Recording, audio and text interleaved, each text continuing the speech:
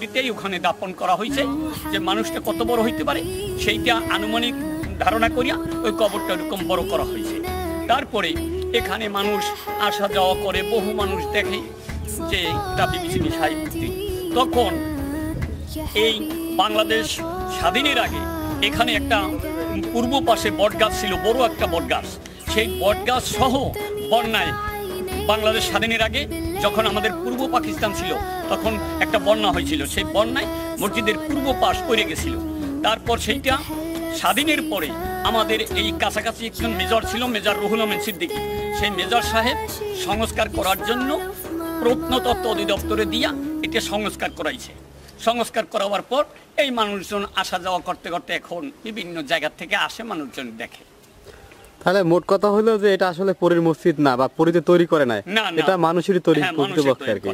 আচ্ছা আচ্ছা, ধন্যবাদ।